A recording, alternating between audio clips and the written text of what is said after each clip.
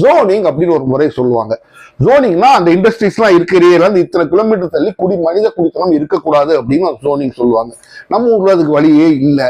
Industry தொடங்கினா பக்கத்துலேயே வீடு கட்டிடுறோம், அது பக்கத்துலேயே ஒரு காலனி வந்துருது, எல்லாம் வந்துருது. எவ்வளவுக்கு எவ்வளோ இண்டஸ்ட்ரி பழசாகுதோ அவ்வளவுக்கு எவ்வளோ நீங்க இன்ஸ்பெக்ஷன் பண்ற பீரியடை குறைக்கணும். புதுசா தொடங்க இண்டஸ்ட்ரிக்கு 6 மாசத்துக்கு ஒருக்க பீரியட் இன்ஸ்பெக்ஷன் போனீங்கன்னா பழைய இண்டஸ்ட்ரிக்கு 3 மாசம் 2 மாசத்துக்கு ஒருக்க நீங்க போகணும், போய் ரிப்போர்ட் தயார் பண்ண வேண்டும். வயலேஷன் இருந்தா அவங்க மேல கேஸ் போடுறது மட்டும் இல்லாம அந்த இண்டஸ்ட்ரீஸ்ல அதை சரி பண்ற வரைக்கும் நடத்தக்கூடாதுன்னு நீங்க ஒரு நடவடிக்கை எடுக்கணும். இண்டஸ்ட்ரீஸோட இன்ஸ்பெக்ஷன் சும்மா லோயர் லெவல் ஆபீசர்ஸ் அனுப்பாதீங்க, நேரா ஸ்டேட்டோட பிரசிடென்ட் அதுக்கு ஒருத்தர் இருப்பார், டைரக்டர்னு ஒருத்தர் இருப்பார். அவரை பிடிச்சி அவர் கீழ் உள்ள கமிட்டி எத்தனை 15,000 இண்டஸ்ட்ரீஸ் இருக்கா, அவர் கீழே ஒரு 10-15 ஃபார்ம் பண்ணுங்க, டைரக்டா மெட்ராஸ்ல இருந்து அனுப்புங்க. இவங்க மேல ஆல்ரெடி ஒரு வழக்கு இருக்கு அப்படின்னு வேற பேசுறாங்க. அப்ப ஆல்ரெடி வழக்கு இருக்கும்போது என்ன மாதிரி இந்த குற்றச்சாட்டுகளுக்கா என்ன குற்றச்சாட்டுகளுக்கு நம்ம பார்க்கணும். அப்ப அதையும் மீறி பெரிய லெவல்ல ஒருத்தர் பண்றாரு அப்படின்னா அந்த யார் தவறு பண்றாங்களோ அப்படி ஒரு 2-3 இண்டஸ்ட்ரி நீங்க அடைச்சிங்க அப்படின்னா அவங்களுக்கு ஒரு பயம் வரும்.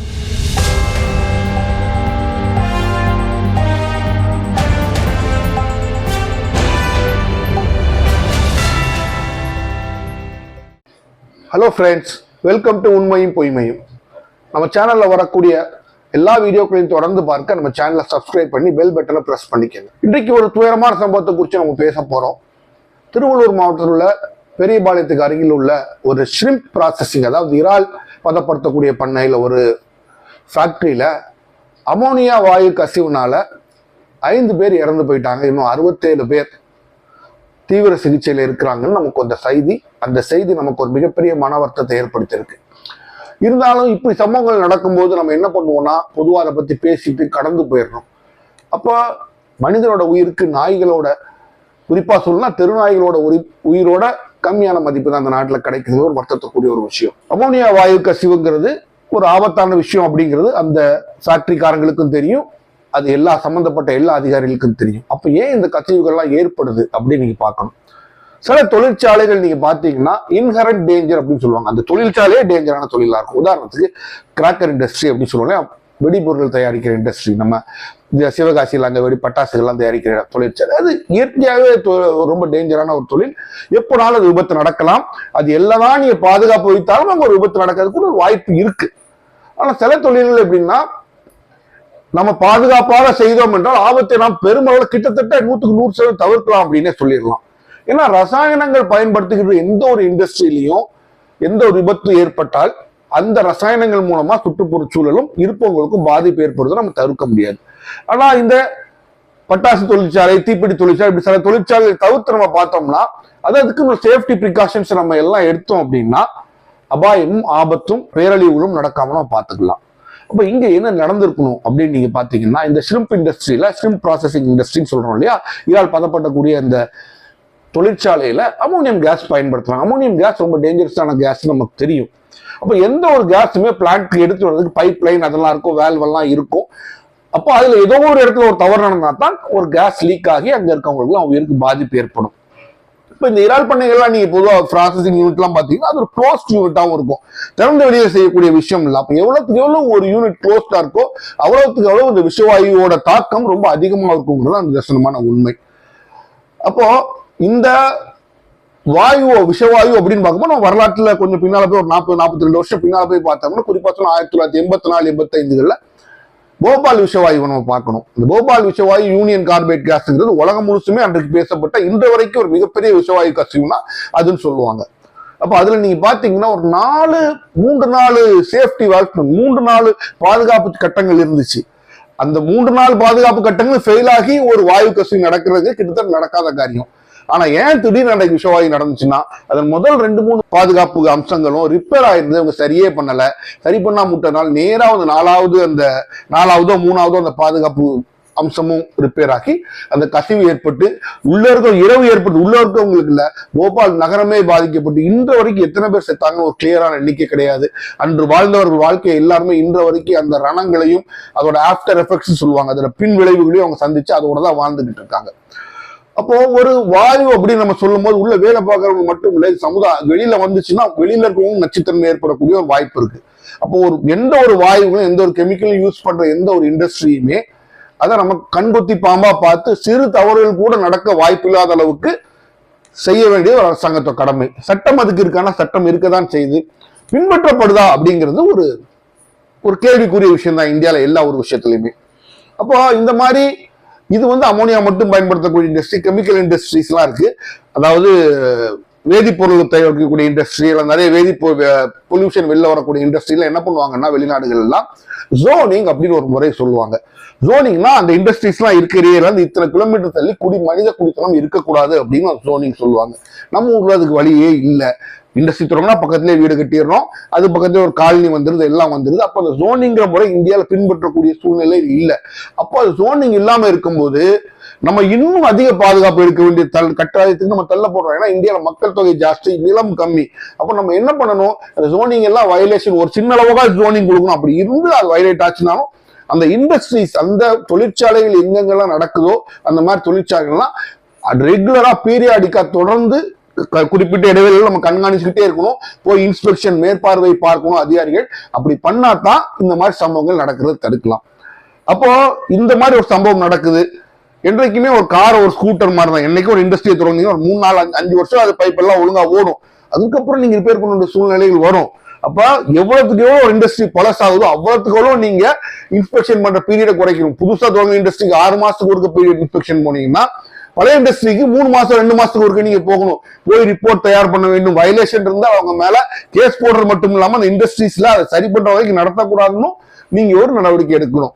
ஏன் இண்டஸ்ட்ரீஸ் நான் சொல்ல வர, கிட்டத்தட்ட நிறைய இண்டஸ்ட்ரீஸ் 24 மணி நேரமும் ஓடக்கூடிய இண்டஸ்ட்ரீஸா இருக்கும். நிறைய இண்டஸ்ட்ரீஸ் அதாவது 3 ஷிஃப்ட் 4 ஷிஃப்ட் போட்டு வேலை பார்ப்பாங்க, 24 மணி நேரமும் ஓடும். அப்போ வியர் அண்ட் டேர்னு சொல்லுவாங்க, உராய்வு மூலமா ஏற்படக்கூடிய அந்த பாதிப்பு அது அதிகமா தான் இருக்கும். அப்ப இந்த இண்டஸ்ட்ரீஸ் எல்லாம் இப்படி இருந்தும் நடவடிக்கை அதை மேற்பார்வைக்கு அதிகாரிகள் இல்லைன்னா நிச்சயமா இருக்கத்தான் செய்யறாங்க. அப்பவும் ஏன் இப்படி நடக்குது அப்படின்னு ஒரு கேள்வி உங்களுக்கு வரும். இந்தியால நீங்க ஒரு விஷயம் புரியுங்க, நான் நிறைய அந்த லேபர் இன்ஸ்பெக்டர்ஸ் அவங்களோட பழகக்கூடிய வாய்ப்பு எனக்கு நிறைய கிடைச்சது. அப்ப அவங்க சொல்லக்கூடிய விஷயம் நமக்கு ஷாக்கிங், ஒரு அதிர்ச்சி தரக்கூடிய ஒரு விஷயமாக இருக்கும். லேபர் இன்ஸ்பெக்டருக்கு அப்ளை ஆகுறதா அந்த பொல்யூஷன் கண்ட்ரோல் போர்ட்ல இருந்து வரக்கூடிய இன்ஸ்பெக்டர்களுக்கு அப்ளை ஆகும். அவங்க என்ன சொல்றாங்க, நாங்க ஒரு பெரிய இண்டஸ்ட்ரிக்கு நாங்க இன்ஸ்பெக்ஷன் பண்ண போறோம்னா எங்களால உள்ளேயே போக முடியாது, வாசல்லையே வச்சு எங்களை அவங்க திருப்பி அனுப்பிடுவாங்க. நீங்க வாசல்லே வச்சு திருப்பி முடியாது, நிறைய பேரோட எங்களால போராட முடியாது. மிகப்பெரிய முதலாளி, நான் சாதாரண ஒரு கவர்மெண்ட் எம்ப்ளாயி, என்னால அவனை எதிர்த்து என்ன பண்ண முடியும், ஒண்ணுமே பண்ண முடியாது. அப்போ நாங்க சார் இதெல்லாம் பண்ணிக்கங்க சார், பாத்துக்கங்க சார், எல்லாம் பண்ணாதீங்கன்னு வெளியில இருந்து அட்வைஸ் பண்ணி விட்டுட்டு வரக்கூடிய நிலைமை தான் நிறைய இடங்கள்ல எங்களுக்கு இருக்குன்னு சொல்லுவாங்க லேபர் இன்ஸ்பெக்டர்ஸ். எனக்கு ஆச்சரியமா இருக்கும், வேற யார் என்ன சார் நாங்க செய்ய முடியும், நான் ஒரு சாதாரண கவர்மெண்ட் எம்ப்ளாயி சார், ஆயிரக்கணக்கான கோடி வச்சிருக்கான், அந்த இண்டஸ்ட்ரி போட்டிருக்கான், என்ன வாசல்ல வச்சு மிரட்டாத கூட பேசி அனுப்புவோம், எல்லாம் பண்ணுவான் சார். இது ஒண்ணு லஞ்சம் வாங்கிட்டு போடுறோம், லஞ்சம் வாங்கிட்டு போடுறவனுக்கு இதான் நிலைமை. நான் சொல்வது 5 பைசா வாங்காத லஞ்சம் வாங்காத அதிகாரிகளுக்கும் இதான் நிலைமை. நான் என்ன சார் செய்ய முடியும், இதெல்லாம் ஒன்றும் வேண்டாம் சார்ன்னு சொல்லிட்டு நாம சார் இந்த ரிப்போர்ட்ல நார்மலா சார் பார்த்து பண்ணுங்க சார் ரெக்வஸ்ட் பண்ணிட்டு வெளிப்படையா மட்டும் கொஞ்சம் பார்த்து போறேன் சார், நான் பார்த்துட்டு போவேன், அவ்வளவுதான் எங்களால் செய்ய முடியும். முழுமையான இன்ஸ்பெக்ஷன் செய்வது கூட எங்களால் முடியாதுன்னு சொல்றாங்க. அப்போ இங்க சிஸ்டம் எங்க ஃபால்ட் வருதுன்னா, கவர்மெண்ட் எம்ப்ளாயிங்கிறவங்க கவர்மெண்ட் எம்ப்ளாயி சரியில்லைன்னு சொல்லிட்டு போயிருக்காங்க, இல்லைன்னு சொல்ல, அவங்க நிறைய பேர் வாங்கிட்டு போடுறவங்களும் இருக்காங்க. ஆனால் ஒரு கவர்மெண்ட் எம்ப்ளாய்க்கு என்ன பாதுகாப்பு இருக்கிற ஒரு பெரிய முதலாளி, 1000 கோடி முதலாளி இண்டஸ்ட்ரி வச்சிருக்க முதலாளி அவங்க எப்படி எதிர்க்க முடியும்? அப்ப அதற்கான சட்டங்கள் எங்க இருக்கு? நான் இதனால என்ன என்றைக்குமே நான் சொல்லுவேன், இண்டஸ்ட்ரீஸோட இன்ஸ்பெக்ஷனை சும்மா லோயர் லெவல் ஆபீசர்ஸ் அனுப்பாதீங்க, நேரா ஸ்டேட்டோட பிரசிடென்ட் அதுக்கு ஒருத்தர் இருப்பார், டைரக்டர்னு ஒருத்தர் இருப்பார், அவரை பிடிச்சி அவர் கீழ உள்ள கமிட்டி எத்தனை 15,000 இண்டஸ்ட்ரீஸ் இருக்கா, அவர் கீழே ஒரு 10-15 ஃபார்ம் பண்ணுங்க, டைரக்டா மெட்ராஸ்ல இருந்து அனுப்புங்க, கீழே உள்ளவங்கள கமிட்டியில சேர்த்துக்கங்க. நீங்க இப்படி போய் போலீஸ் ப்ரொடெக்ஷனோட போய் பார்த்தா தான் உள்ள போய் உங்களால ஃபுல்லா இன்ஸ்பெக்ட் பண்ண முடியும். இதுல நீங்க பாத்தீங்கன்னா அந்த பைப் லைன்ல லீக்கேஜா, இந்த வழக்குல பைப் லைன்ல லீக்கேஜா இல்ல வேல்வ்ல எதுவும் ப்ராப்ளமா, என்ன ப்ராப்ளம்னு தெரியல. இப்போ சிஎம் உடனே ஒரு கமிட்டி போட்டு 3 பேர் கொண்ட கமிட்டி போட்டு ஒரு நாளுக்குள்ள ரிப்போர்ட் கொடுக்கணும், 24 ஹவர்ஸ்ல இன்டர்ம் ரிப்போர்ட் கொடுக்கணும், 3 நாள்ல ஃபுல் ரிப்போர்ட் கொடுக்கணும்னு சொல்லியிருக்காரு, வரவேற்கத்தக்கது. அப்போ இப்படிப்பட்ட இண்டஸ்ட்ரீஸ் எல்லாம் இருக்கும்போது கேஸ் அப்படிங்கிறது அது இருக்கிற இடத்துல இருந்து போகிற இடத்துக்குள்ள எங்களால் லீக் ஆகலாம். அப்ப அந்த முழு சிஸ்டத்துல ஒரு சின்ன ஃபால்ட் இருந்தாலும் உயிருக்கு ஆபத்து இருக்கக்கூடிய விஷயமா முடியும். இப்ப நம்ம நாட்டுல இன்னும் நம்ம என்னத்தை கன்வீனியன்ட்டா மறைச்சு வந்து அமோனியா கேஸ் லீக் ஆயிருக்கு, சுற்றுப்புறத்துக்கும் லீக் ஆயிருக்காங்கிறத நம்ம பேசவே மாட்டோம். அதனால சின்ன பாதிப்பு இருக்கா பெரிய பாதிப்பு இருக்கான்னா அதை மூடி மறைக்கிறதா நம்ம நாட்டுல ரொம்ப ஸ்பெஷாலிட்டி இருக்குமே தவிர அதை வெளியில கொண்டு வர மாட்டாங்க. இந்த மாதிரி எங்கெல்லாம் கேஸ் இருக்குதோ அதெல்லாம், அதுவும் 5 வருஷம் 10 வருஷத்துக்கு மேல இண்டஸ்ட்ரீஸ் எல்லாம் நீங்க 3 மாசம் 2 மாசத்துக்கு ஒரு இன்ஸ்பெக்ஷன் எடுத்தே ஆகணும். அப்படி எடுக்கலைன்னா இது மாதிரி தவறுகள் நடக்கலாம். இது ஒரு சின்ன தவறு சொல்ல மாட்டேன், சின்ன லெவல் இண்டஸ்ட்ரிங்கிறதுனால உள்ள இருக்கிறவங்க கூட பாதிப்பு முடிஞ்சிருச்சு. இதே ஒரு பெரிய இண்டஸ்ட்ரியில ஏதாச்சும் ஒரு விபத்து நடந்தால் அது சுற்றுப்புற சூழலை எல்லாம் பாதிச்சு, சுத்தி இருக்க மக்களையும் பாதிச்சு, அவங்க சாகலைனால வாழ்நாள் முழுசும் அவர்களுக்கு ஆற முடியாத ரணங்களையும் உடல் உள்ள உங்களுக்கு சுவாசித்தீங்கன்னா அந்த லங்ஸ் பெர்மனண்டா டேமேஜ் ஆயிரும். லங்ஸ் ஒன்ஸ் டேமேஜ் அதை ரிப்பேர் பண்ண முடியாது, ரொம்ப கஷ்டம். அதுதான் நிதர்சனமான உண்மை. அப்ப இதெல்லாம் நம்ம என்ன பண்ணலாம்னா, ஓரளவுக்கு நம்ம ஜோனிங் இம்ப்ளிமெண்ட் பண்ணலாம். சரி, 1 கிலோமீட்டருக்காச்சும் இந்த மாதிரி இருக்க இடங்கள்ல நம்ம பண்ணக்கூடாதுன்னு சொல்லலாம். இல்ல என்ன பண்ணலாம் அப்படின்னா, கிளஸ்டர் அப்படின்னு சொல்லுவாங்க வெளிநாடுகள்லாம். இந்த டைப் ஆஃப் இண்டஸ்ட்ரி இந்த ஏரியாக்குள்ள இருக்கணும். அப்ப அந்த ஏரியாக்குள்ளேயே அந்த இண்டஸ்ட்ரீஸ் வச்சு அப்ப சுத்தி ஒரு சின்ன ஜோனிங், இந்த இண்டஸ்ட்ரீஸ் எல்லாம் இங்க இருக்கும், சுத்தி இருக்க ஜோனிங் இருக்கும். அப்ப மக்களுக்கு பெரிய லெவல்ல பாதிப்பு வராது. இங்க என்னன்னா, ஒரு இண்டஸ்ட்ரி இங்க சுத்தி வீடு, அடுத்த இண்டஸ்ட்ரி அங்க சுத்தி வீடுங்கும் போது இண்டஸ்ட்ரிகளும் அதாவது தொழிற்சாலைகளும் வீடுகளும் ஒன்றோடு ஒன்று இருக்கும்போது இந்த அபாயம் ரொம்ப அதிகமாகவே இருக்கு. அப்ப அரசாங்கம் இதற்கு என்ன பண்ணலாம் அப்படின்னா, எங்கெங்கெல்லாம் இந்த மாதிரி அபாயகரமான வாயுகளை யூஸ் பண்றாங்க, எந்தெந்த இண்டஸ்ட்ரியெல்லாம் யூஸ் பண்றாங்களோ அதை பீரியாடிக்கலா கண்காணிக்கணும். எங்க இருந்து ஸ்டார்ட் பண்ற இடத்துல இருந்து எண்டா எங்க போகுதோ அங்க வரைக்கும் உள்ள பைப் லைனு வேல்வு எல்லாம் பெர்ஃபெக்டா இருக்கா, இத்தனை மாசத்துக்கு ஒருக்க மாத்தணும், இத்தனை வருஷத்துக்கு ஒருக்க மாத்தணும், இங்க லீக்கேஜ் கொஞ்சம் இருந்தா கூட மாத்தணும், இல்லைன்னா இந்த டைப் ஆஃப் பைப் தான் போடணும். நிறைய இடங்கள் என்ன பண்ணுவாங்க, நம்ம ஆட்கள் எந்த குவாலிட்டி இருக்கணுமோ அந்த குவாலிட்டியோட கொஞ்சம் சப்ஸ்டாண்டர்ட் குவாலிட்டி வாங்கி போட்டா கூட அந்த லீக்கேஜுக்குள்ள வாய்ப்பு இருக்கு. அப்ப எங்க தவறு நடந்ததுன்னு நம்ம கண்டுபிடிக்கணும்னா நம்ம ஃபுல்லா போய் பார்க்கணும். ஒரு சாதாரண ஒரு கீழ் மட்டத்துல டிஸ்ட்ரிக்ட்ல ஒரு ஆபீசரை கொண்டு போய் அவரை பார்க்க விட்டு 1500 கோடி இண்டஸ்ட்ரி நீ போய் பார்த்துட்டு வரனா முடியாது, அவரால் எழுத்து நிக்க முடியுமா, முடியாது. அப்போ இந்த மாதிரி பெரிய பெரிய எல்லா இண்டஸ்ட்ரீஸையும் பார்க்கறதுக்கு வந்து ஒரு ஸ்பெஷல் டீம் நீங்க போடணும். அவங்க headed by director of pollution control போர்டா இருந்தா தான் முடியும். சாதாரண ஆட்களால இவங்களை எதிர்த்து நிக்கவும் முடியாது. எந்த பொலிட்டிக்கல் ப்ரெஷர் இருக்கலாம், இல்லாம போகலாம். பொலிட்டிக்கல் ப்ரெஷர் இல்லைனாலும் ஒரு பெரிய பணக்காரன் தான், சாதாரண கவர்மெண்ட் எம்ப்ளாயால் எதிர்த்து நிக்க முடியாது. அப்போ அக்கௌண்டபிலிட்டி எங்க நீங்க பிக்ஸ் பண்ணணும் அப்படின்னா அந்த இண்டஸ்ட்ரீஸ் மேல பிக்ஸ் பண்ணணும். இப்பவுமே சட்டம் இருக்கு, பொல்யூட்டர் பேஸ் அப்படின்றது, யார் தவறு பண்ணாங்களோ அவன் காசு கொடுக்கணும், அவன் அதுக்குள்ள டேமேஜஸ் அவன் செய்யணும். இப்ப பாத்தீங்கன்னா இந்த ப்ரொப்ரைட்டரையும் அந்த ஓனர்களையும் மேனேஜரையும் அரெஸ்ட் பண்ணிருக்காங்க. இவங்க மேல ஆல்ரெடி ஒரு வழக்கு இருக்கு அப்படின்னு வேற பேசுறாங்க. அப்ப ஆல்ரெடி வழக்கு இருக்கும்போது என்ன மாதிரி இந்த குற்றச்சாட்டுகளுக்கா என்ன குற்றச்சாட்டுகளுக்கு நம்ம பார்க்கணும். அப்ப அதையும் மீறி பெரிய லெவல்ல ஒருத்தர் பண்றாரு அப்படின்னா அந்த இண்டஸ்ட்ரி யார் தவறு பண்றாங்களோ அப்படி ஒரு 2-3 இண்டஸ்ட்ரி நீங்க அடைச்சிங்க அப்படின்னா அவங்களுக்கு ஒரு பயம் வரும். இனிமேல் இருக்கிறவங்க அந்த இண்டஸ்ட்ரியை ஒழுங்கா நடத்துவாங்க. இந்த இண்டஸ்ட்ரி அடைஞ்சா தொழில் பாதிக்கப்படும் சொல்லுவாங்க. அதுக்கு போல இன்னொருத்தன் தொடங்க போறான், ஒழுங்கா வச்சிருக்க போறான். ஆனா நாம் அதை செய்வதில்லை. பாவம், ஒரிசா மாநிலத்தில் வந்த பெண்கள் சின்ன பிள்ளைங்க தங்களோட உயிர் இழந்திருக்கிறாங்க. 67 பேர் பாதிக்கப்படுறாங்க நம்ம சொல்றவங்க பொழைச்சு வெளியில போயிடலாம். ஆனால் அவர்கள் அந்த சுவாசித்த அமோனியா அவங்க உடலுக்குள்ள உள்ள பாகங்களுக்கு ஏற்படுத்தி விட்ட அந்த ரணங்கள் அவர்கள் வாழ்நாள் முழுவதும் இருந்து கொண்டேதான் இருக்கும். ஃபியூச்சர் அவங்களுக்கு என்ன பாதிப்பு வரும், அவங்களுக்கு ஆயுள் குறைக்கப்படுமா, இல்லை இதோட ஆஃப்டர் எஃபெக்ட்ஸ் என்னெல்லாம் இருக்கும் நமக்கு தெரியாது. அப்போ செய்ய வேண்டிய விஷயங்கள் என்ன அப்படின்னா, சிம்பிளான விஷயம், எந்தெந்த இண்டஸ்ட்ரீஸ்ல எல்லாம் என்னென்னலாம் பயன்படுத்துறாங்கன்னு அரசாங்கத்துக்கு தெரியும்.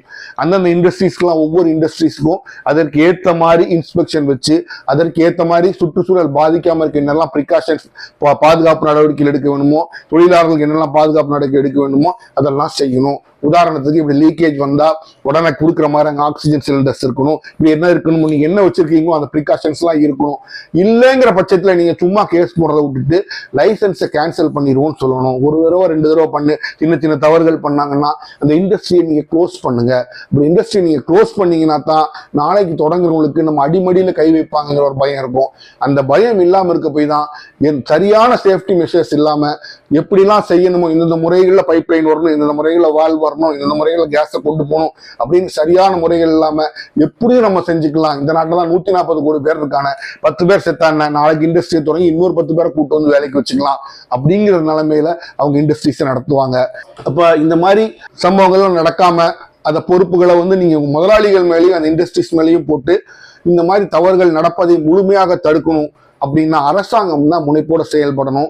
இது வேற வழியே கிடையாது. சாதாரண மனிதர்கள் ஒண்ணுமே செய்ய முடியாது.